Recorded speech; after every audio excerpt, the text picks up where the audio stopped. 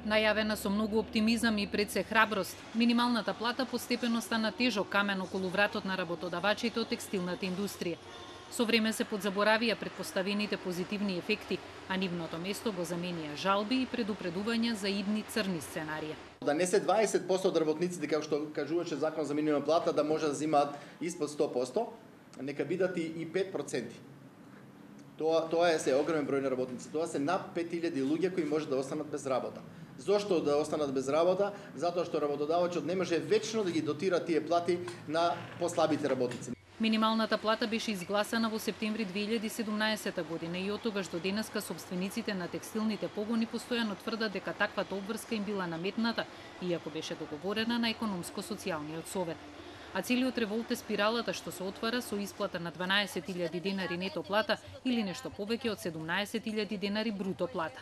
Чашата им ја прелеа укинувањето на нормираниот учинок од страна на Уставниот суд на 10 мај, а оптимизмот за заздравување на овој сектор целосно им спласна, бидејќи мерката што ја договорија со владата да се субвенционираат платите на подобрите работници и по 4 месеци преговори се уште не е усвоена, а камоли да почне да се применува. Иако досегашната примена на Законот за минимална плата покажува ниска заинтересираност на работодавачите за државна помош, тие тврдат дека сакаат да делат поголеми плати на своите работници кои со децении се најлошо платени во земјата, но немаат пари. Бруто платата во текстилната индустрија минималната беше 10.000 и нешто. Сега во 2017 исто на 61,5, бруто платата е 17.200. 70% покачување на платите, односно на масата на пари. Цените на пазарот се исти. Значи, еврото е исто. Еврото било за 3 евра 61,5, тоа се од 180 и нешто денари, не ме фаќате за збор. Вие ќе треба да дадете и да исплатите плата од 10.000 и треба да исплатите плата сега од 17 и нешто. Кажете ми од каде да ги најдеме?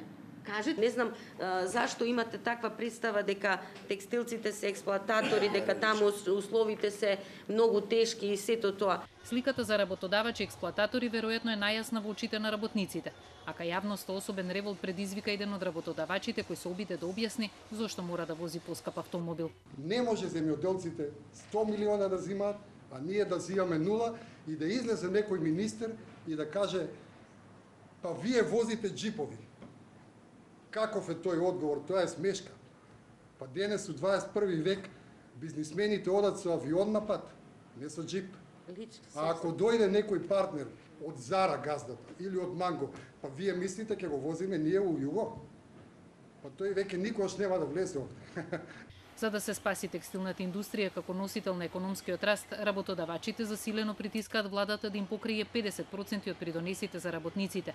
Мерка која уверуваат дека нема да ги растерети, туку нема да им го зголеми товарот. Ние баравме до 18.000 личен доход нето, да се помогне со 50% во давачките, значи во пензиско, владата да учествува.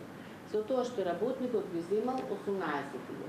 Ние како фирма би платиле, значи на 18.000 нето 26 евро. Разликата пола ние, пола држава. Со тоа ќе бидеме ние покомотни да исплаќаме повисоки плати. Бројките покажуваат дека земјоделието кое добива голема државна помош во бруто домашниот производ учествува со 9,4%, додека во вкупниот број на вработени со 6%. Наспроти преработувачката индустрија која во БДП учествува со 12%, а во бројот на вработени со 19,3%. Производството на текстилни производи со години има негативна тенденција, а така и во првиот квартал од годинава споредено со лани. Во текстилната индустрија работат околу 65.000 работници или 20% од вкупниот број вработени, а плата до 18.000 денари земаат околу 50% од нив. Податокот кој лани ја разбранува јавноста и се уште се памети е дека еден газда од текстилната индустрија остварува плата од 73.000 евра, додека 376 негови вработени во просек земаат 140 евра.